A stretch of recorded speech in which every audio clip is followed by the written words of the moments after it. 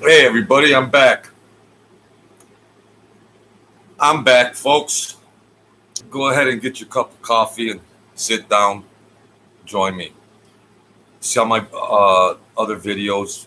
I just did a couple shorts out in Vegas. And thanks for your support. I gained a couple subscribers, and I appreciate it. Uh, I put in there John Gotti and Mike Franzese. And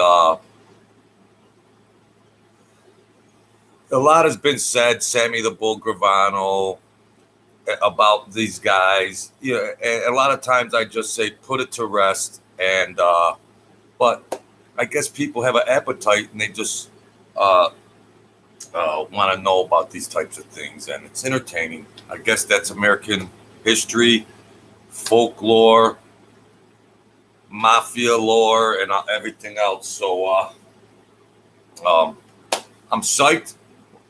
We got 50 subscribers. Holy mackerel! And I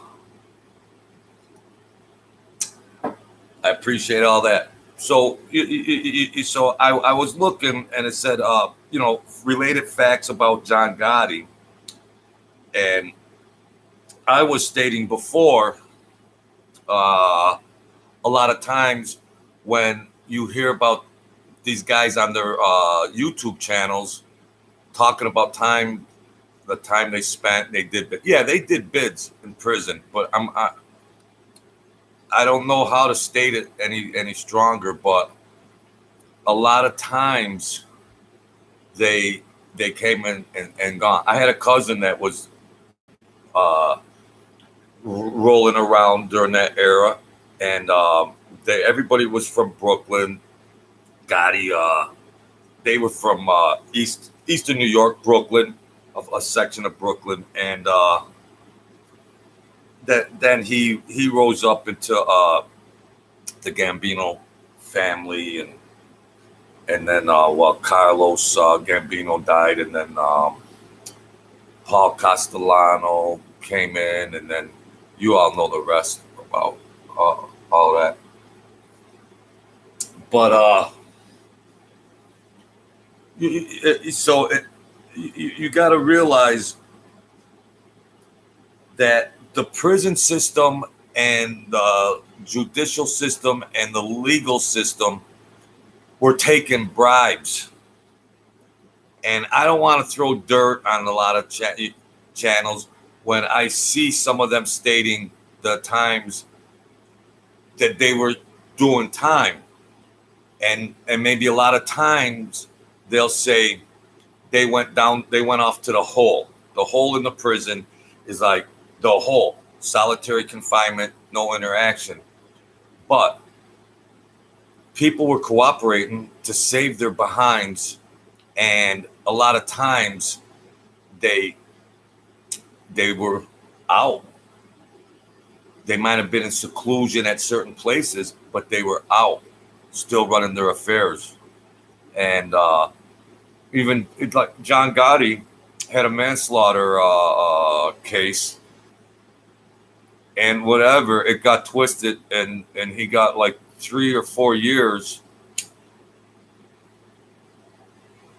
for whatever reason. Well, what reason is that? Well, take three guesses. The first two don't count. Money. And there were old school loyal gangsters. Old school. They did their hard time. Yes, they did. But I'm almost 60 years old. I have elder friends that were around that are 75, 80, that I try to see, pick their brain. My mind gets scattered on some things, I'll admit. Uh, and it's been a long time. And then I try to look things up, and some people were sheltered. My godfather was a little sheltered, but he came back out. And, I used to ask him a lot of stuff. And state prison, you could get out and manipulate. And the federal prisons, which were like a country club anyways, you can get out. And the money talks. And I don't want to bash a lot of these people, but in effect, I'm just saying the FBI, these guys couldn't have made it that long. Yeah, they did time, but they had to play ball. They had to play ball because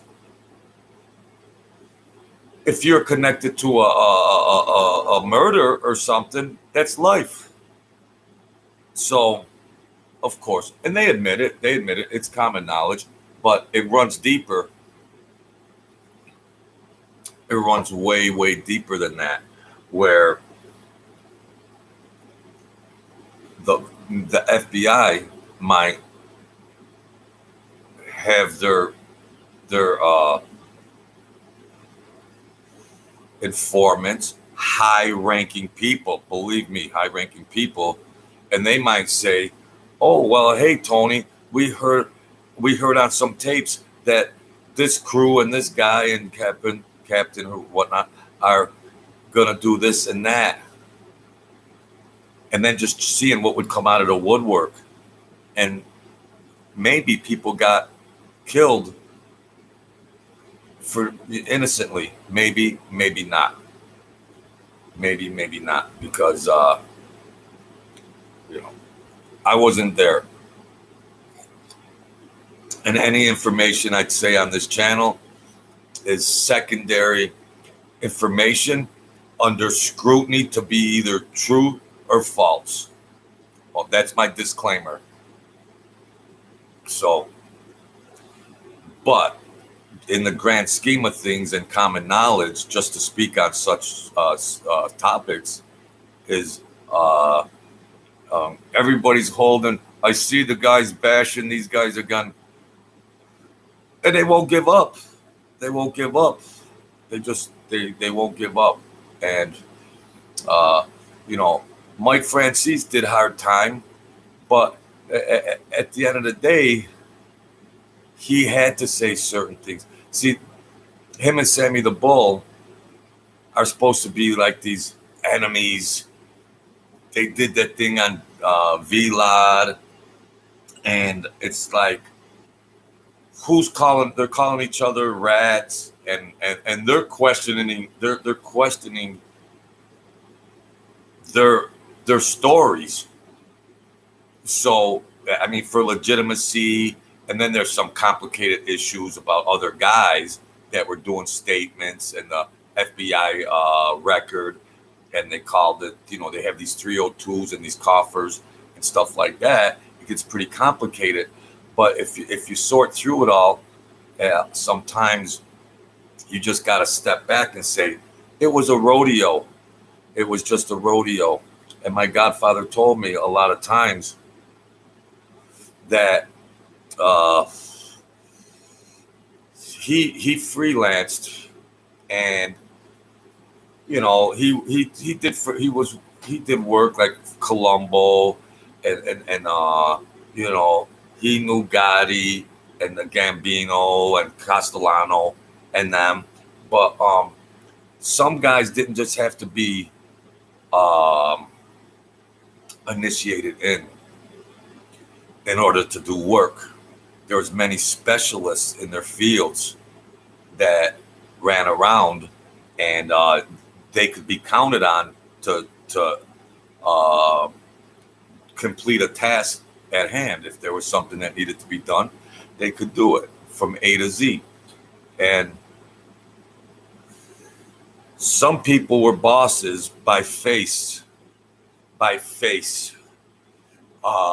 and pride and ego. While you did your graduation and you moved up, and they were just figureheads, and the captain and underboss and some of the high-ranking members were running the show. Believe that. And other family bosses even had input on what was going on, and Mike Franzese with the gas scheme. He had to incorporate the other bosses and to keep the peace whether they say it or not, I can't keep track of it all. But whether they say it or not, he had to send money up, and it might be whatever he stated for how much he made off that gas scheme. Yeah, maybe maybe you can double that in real numbers. But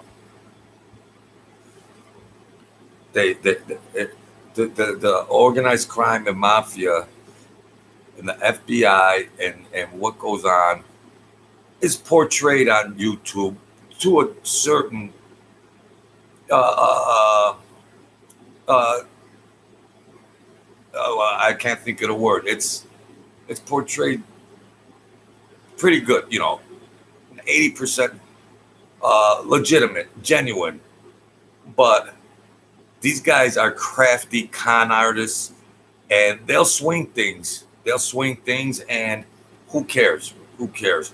But John Gotti, he was manipulating, and maybe they say he was working both sides of the fence way before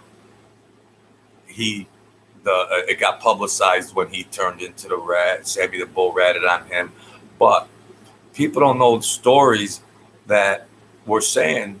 Maybe it's gossip, and I heard it from a couple old timers that John Gotti was cooperating a long, long time ago, and they just say, "Oh, Sammy the Bull ratted and everything else," because you're only processing and digesting the information that was given to you from whatever media vehicle, but on ground level, that was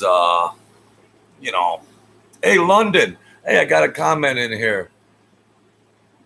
Yeah, the showgirls were running all over the streets with their hands out. I was like, sorry, how are you doing from London? I thank you for your support.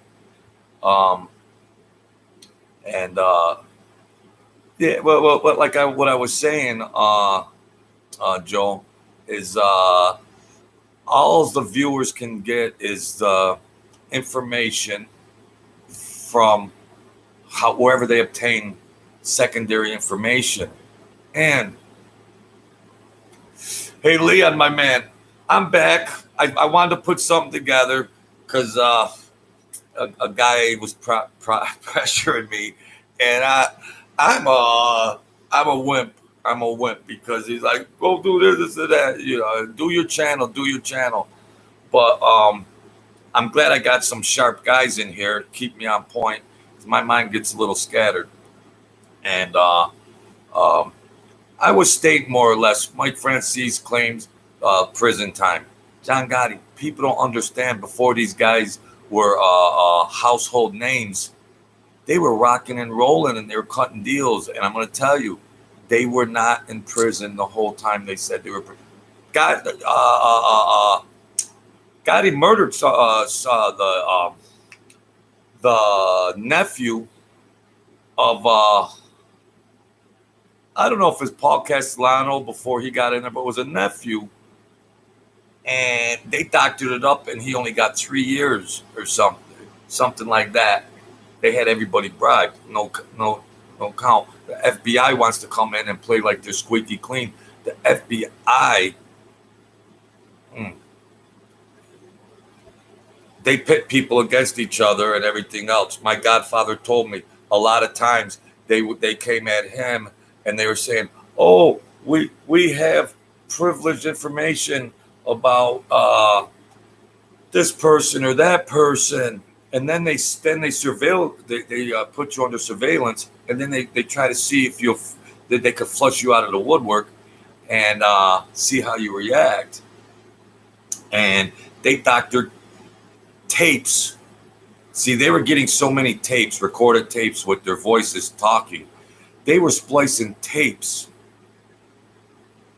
that could make a sentence for whatever they wanted the sentence to say. And then they'd say, "Hey, Bobby, your life's in jeopardy. It's our duty to notify you and jeopardize our case and our investigation." Now, okay. But You see Sammy the Bull and Mike Franzese, you know, Mike years ago, I think, was one of the sharpest guys. And I don't like to bash him because he's a spiritual guy. And if he's hustling or lying on YouTube, that's all right. Uh, a guy from another town over here and some elders were saying, go on there and MF him and all of that. You know, go up there and bash him. What's the value of me bashing him? I mean, my viewers are educated viewers. My viewers are smarter than me on a lot of this stuff. I was around and everything. I didn't take notes back 30 years ago, and I can't recall stuff like some people can, you know. So yeah, yeah. They break them down. They try all these different tactics, and they tried some on me once upon a time. I wrote a book. That missed. A lot of the stuff is in there. I give it away. It's on Amazon. I just give it away for entertainment. And there's some stuff in the book that I don't want to put on social media like that. I mean, it's not incriminating or anything, but it's just sometimes just God rest the dead. That's all, you know. But I'm not there to bash. And some guys are saying they're lying. Well, I know they're telling lies about a lot of different things. I know they're telling lies. But okay, with that said, what next? What next? Uh, my cousin Victor did time, and he for something that happened years ago. This is secondary information from a million years ago, and there's two or three people involved, and he took the beef. He took the heat on it, and he got paid when he got out. He got paid a good lump sum of money when he got out, and he was innocent. When he got out, he was spending money and enjoying his life, and he didn't participate in stuff. I went off to these mansions once in a while when I had to go down there and visit my people, and they had parties and get-togethers, and a lot of them knew who I was, but a lot of them didn't. But at least I had a couple of heavyweights in there that they knew who I was and who my godfather was, so they accepted me and respected me. Niagara Falls, I was selling steel, and a lot, like you might know, I was running around all over the place, running errands, getting them bread and milk from the grocery store, and they were a rogue gang, and they were just too big for the britches. But I watch a lot of these videos. I got nothing to do sometimes, and I watch and I see, and it's turned into like the content, the channel provider, the name. They're just, they figured out how to manipulate YouTube for the views. These guys are hustlers. They rose to the top in organized crime. So you don't think they can't hustle YouTube? These guys are hustlers from 5 years old. So of course they could hustle a social media with entertaining stories that might be true and false. A lot of them are false. A lot of them are false. A lot of them didn't go to jail. Mike Franzese, God bless him, but it's suspect. It's suspect. When you're sitting on $600 million, $500 million, you got the power. Forget about the guards. They don't bribe the guards. They bribe the governor. They bribe the warden. They bribe anything. These guys were making 30,000 a year, 40,000 a year on their weekly jobs, their legitimate jobs for the legal system. And somebody, in so many words, says, "Well, here's 50,000, 60,000. We'll send you to the hole. You could do a year or so in the hole." The hole was, there's a back door to the prison. There's a limo. You're going down to the Poconos to chill out, the beautiful Poconos, and you're going to relax for a while and conduct your business. And then you make appearances back. It sounds crazy. It sounds crazy. There were people coming in and out of prison when they had to, you got to show your face. But a lot of times when you went to the hole, it was a perfect cover up for, yeah, you go to the hole but then it's just like, okay, we got to do this and that, because these guys were working both sides of the fence, and they spared life sentences. So they're going through the motions, doing their time, but while you're doing your time, you got to still give up information in order. So then when you go to get paroled, you'll get paroled. John Gotti had a murder and a manslaughter. He got released after 3 years. 3 or 4. Who made the decision? Well, the warden, whoever's in power. And somewhere along the line, there's an envelope coming. So that's easy.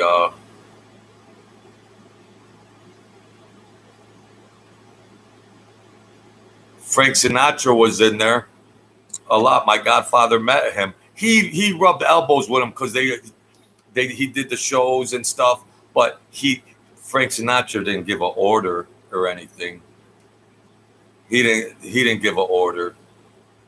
I mean,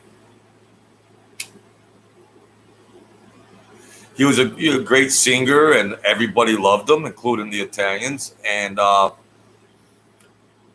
a lot of the organized crime promotes the entertainment people. Like they control who makes it or not.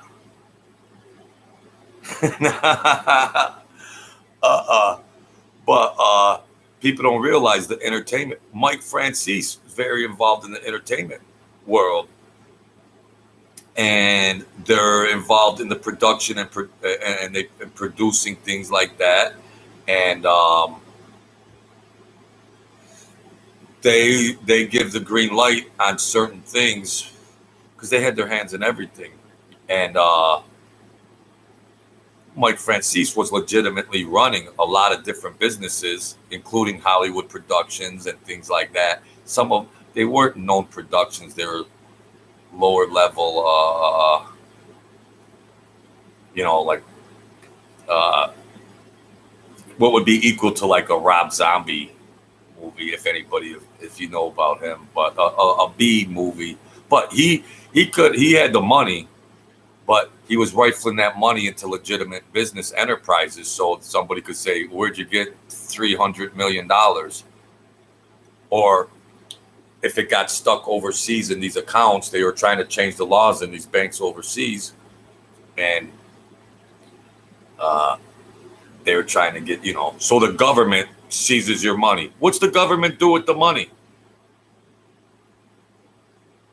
The FBI seizes everybody's assets. What do they do with it? They came in when the RICO Act came, and Rudy Giuliani, and they grabbed everything they could grab. They were just barging in people's mansions and houses and saying, "Oh, that looks nice. A Rembrandt. Oh, that looks nice. Diamonds and everything else." When it got in the FBI's possession, where'd it go? Where'd it go? I don't know. But it's like, who's the criminal? You don't have you don't have a legal right to possess these luxuries, but we could come in because we're the government, and we can confiscate your assets. And then what? You're never getting them back. What's the government do with those assets? Does anybody ever question that? Well, I heard secondary information. Secondary. That's all my information is secondary. That they were busting, these agents were busting organized crime members and everything else. And they would be seen driving their cars, or they would see them, hey, let's go bust Vinny over there. We like that car, or something, or whatever, or a boat. And they're out in the harbor fishing on these guys' half a yacht. You never hear about any of that. So who's legitimate? It's one organization that's legal and one organization that's illegal, but the boundaries are blurred and they cross, and then it's a hodgepodge. And then you get all these YouTube channels out there that are saying this, everything else. It's a big cluster F. Who's lying, who's not, and everything else. I admit, I have limited information. I admit it. People could scrutinize me. Who are you? A cup of JoJo? I'm nobody. That's all.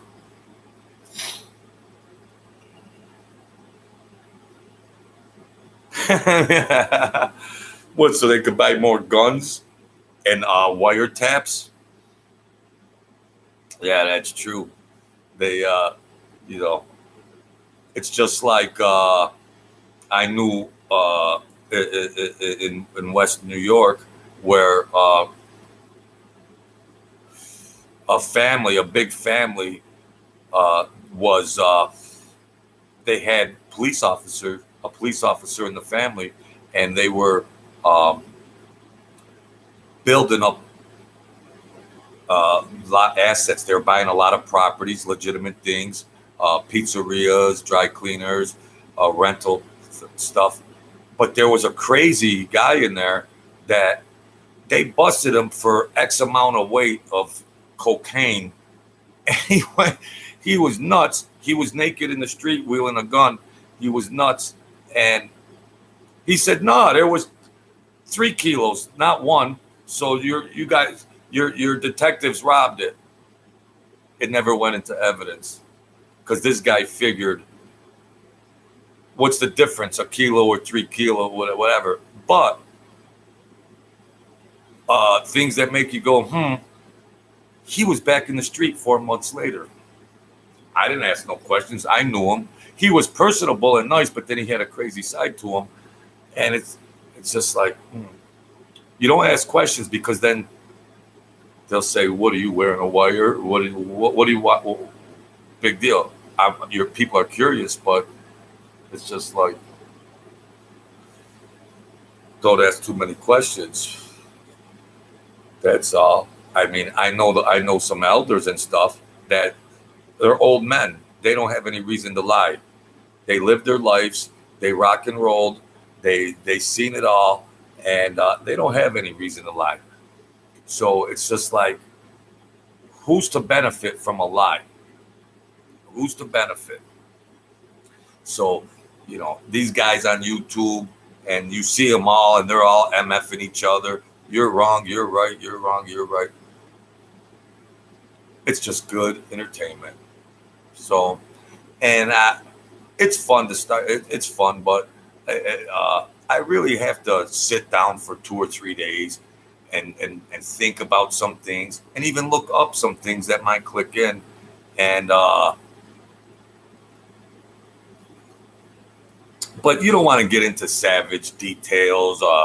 These families, a lot of them, they got torn apart, and I saw it myself. What YouTube just says, these guys, well, he got whacked, and it's just so second nature to just talk about people getting hit, and the viewer isn't realizing there's a grieving family, and I like to tell stories, but I seen uh, the family members, some very very aggressive, and and grieving, and you could say, well, they signed up for that stuff, so that's what happens. You were living off the lap of luxuries, and now that it's over, you're gonna grieve, and it is what it is. But I wasn't privileged knowledge. Just somebody say, "Oh, we're gonna go hit so and so," or "We're gonna go hit so and so." I might see something here or there and just put two and two together and guess. I wasn't asking anybody, "Oh, what about Bill and Tom and Pete and John?" I wasn't gonna do that. I was submissive. I was submissive. I didn't.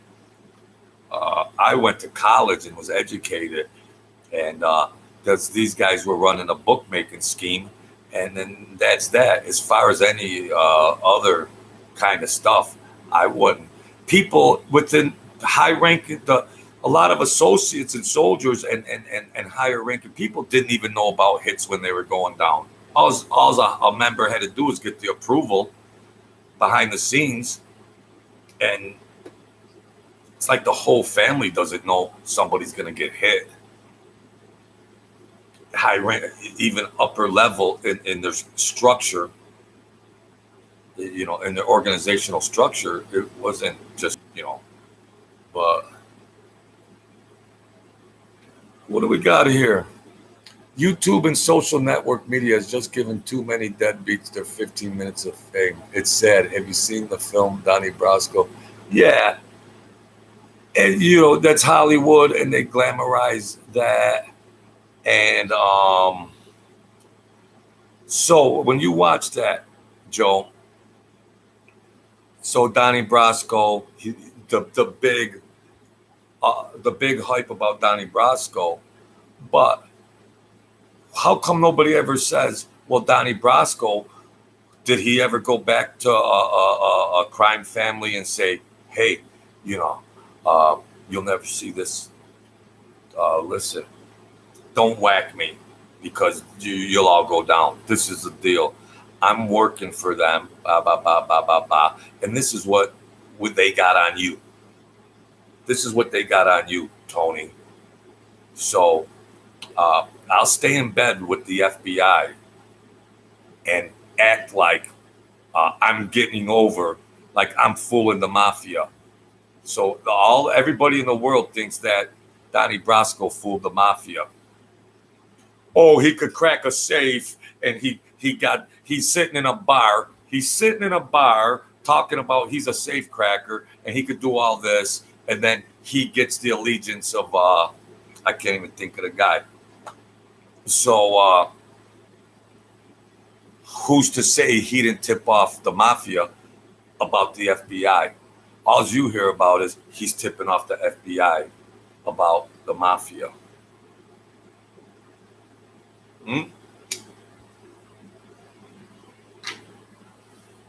Would have never, in my opinion,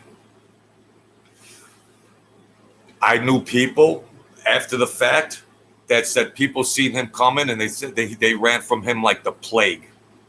And there was a couple of bars and stuff he went to that he could play around to because they were just trying to pick each other's brains.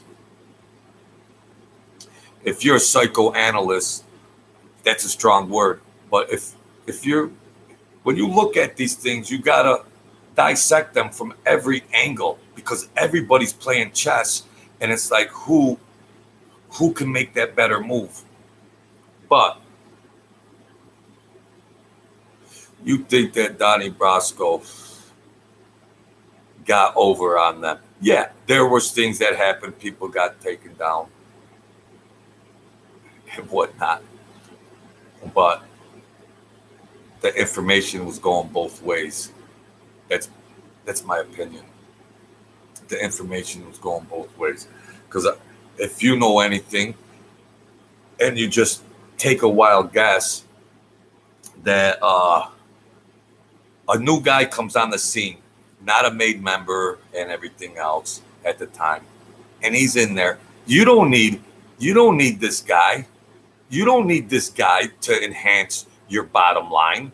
You don't need this guy to put more food on your table. You got your rackets and schemes. Here's an unknown guy out of nowhere, not recommended by anybody. And if he was, it was by a guy that was already an informant that was trying to co-sign for him.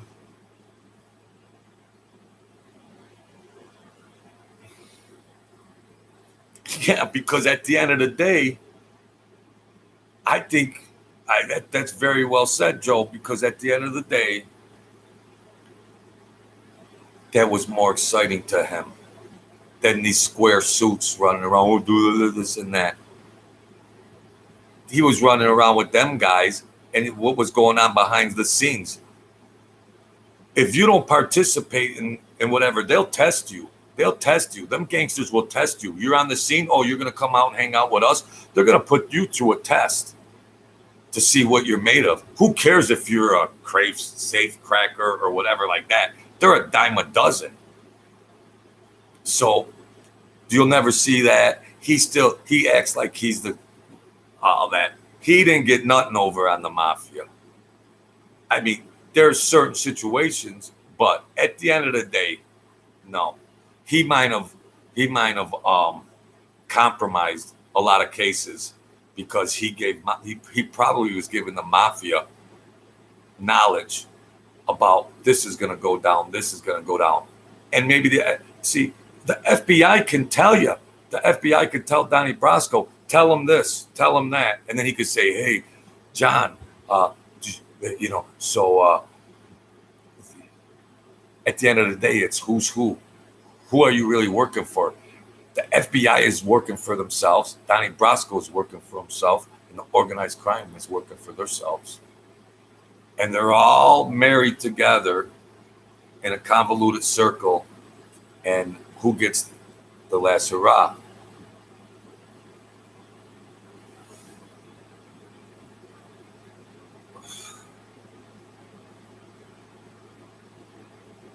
Yeah, I mean, these guys are paranoid already about their buddies from third grade. They're paranoid about their best friends from life. They're paranoid about. Yeah, let's have a drink, buddy. Let's have a drink. Yeah, hey, well, hey, by the way, and now you're talking about criminal. Uh, uh, you're talking about pulling off crimes. He would have lasted a minute. They'd have said, "Yeah, come on, I want to show you something. This is a good hit we could make," and he would have ended up in the river. Hollywood, Hollywood, Hollywood. Just like YouTube is Hollywood. That's all. How they can glamour it up, how they can hype it up, and make these people like into legends, so he could sell books and everything else. And then they all got their hands out for the money. It's a hustle. They're all hustlers. They're all hustlers. He wasn't. See, because there would have been hits on him from the families, and the families must have said, "No, don't hit him. He's given us some good information, some good tips on some things that went down. So you can't hit him because he's in bed with them. So they already got knowledge on you. So you better get what you can get and just try to ride out the waves."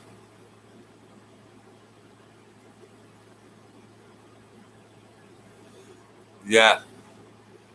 Yeah. They're like pimps, and all the players are like prostitutes. And use this name, use that name. I pimp. I I I I do it when I put Mike Franzese and Gotti, and I'm riding their way. I'm riding it. I might get a couple viewers and maybe a subscriber if I put them in there. I'm guilty as charged, but there's no shame in my game. It's social media. I'm 59 years old. I have a little fun here. That's all. We like to throw a couple things around. That's all right. And we could criticize whether it's legitimate or not, but look at the money that was made on these bullshit stories. Bullshit stories. I got a better story that I don't even promote. My book, I give it away because it's spiritual. It's spiritual. I could write better stories. I don't put it on social media. I don't talk about the stories in my book. I do this out of fun. It ain't gonna get me rich. It ain't gonna make me money. I don't have money. It ain't gonna get me rich. I'm not a whore to that. I might be a little slut to YouTube with coming up with these stories or whatnot for fun, but I'm not a major whore to it. No, it is what it is. However, I conduct my channel, I conduct it. Whoever comes in on it, you know, that's cool.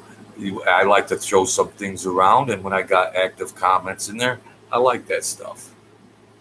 I could learn. I could learn. People set me straight about what happened here. It's all on there. You can look up all the backstories, and I should do that more and be a little bit more serious about going out and asking these people, Jimmy, I'm back. The filthy Sahara downtown, but we went to Bellagio and had a lot of fun. A friend of mine from Buffalo was there, so we met up with him, and it was a lot of fun. They were putting they're putting bets in on the playoffs, the futures for the upcoming NFL season. Mhm.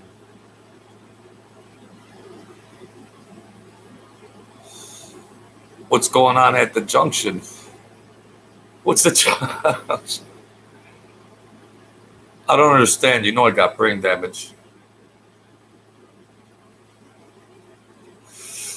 I was on an airplane all night from Vegas to Chicago, didn't sleep. From Chicago to Buffalo, didn't sleep. And I'm sleep deprived. Oh, what's going on? Everything's good.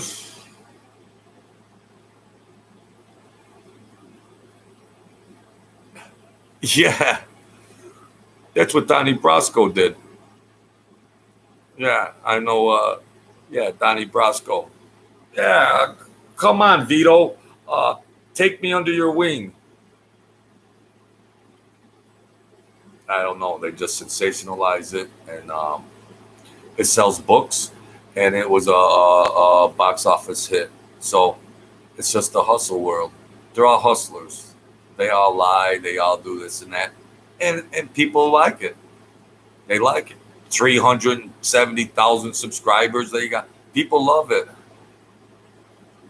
No luck there. Survived a little bit.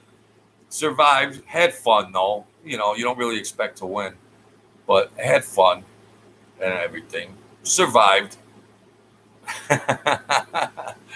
Survived. But I don't play at the downs here because whatever. I don't do it. So I get it out of my system when I go there, and that's all right. I'm gonna the next time gonna go to the Bellagio on the strip where it's just jam packed, action, action, action. Uh, Downtown ain't crap. Cheaper rooms. What are you gonna do? Cheaper rooms. But my friend that was there, he knows deals and stuff. He's a high roller, and I met him. He happened to be there when we were there, and so we had dinner and we went around the strip and everything. Yeah, it felt like Russian roulette, and I caught the bullet. Boom, empty pockets. I played the machine called Empty Pockets. Nothing left but lint. Well, you ain't gonna live forever. You gotta have fun. So, if that's what you enjoy doing, uh, the meaning of life. Socrates, the philosopher, and all that. The what is the meaning of life? Grasshopper, being able to do the things you like to do when you want to do them. Good enough for me. If you are able to do the things you like to do, that's the meaning of life. As long as it doesn't get you into some big stress. The tables, I don't even trust the dice. Yeah, it's conspiracy theory and everything else. But I have a friend that does the craps. And you should see what Gumby can do today. This is the Crazy Cup of JoJo. And I'm studied in business and math and statistics and probabilities. And what happens on that dice table spins and spins and spins and spins and spins is it defies the laws of probability. That a 7 out is always a 1-6, 6-1, or 2. It's never a 3-4, 4-3. So, oh, well, you're just pissed. I don't shoot the dice. A friend of mine bets thousands on it. Thousands. And I watch. And it's just like, that's impossible for the statistics. But who would have ever thought a casino would rob you? Who would have ever thought a casino might rob somebody? There's nobody checking them. There's no, what, the State Gaming Commission? If you look at the State Gaming Commission and who's on those boards, they all end in a vowel. They're all Italian. Who's on, so it's the Fox Garden, the hen house. So, they're crooked. They're crooked. New York State casinos are the worst on the planet. And then you got frivolous ones going on here.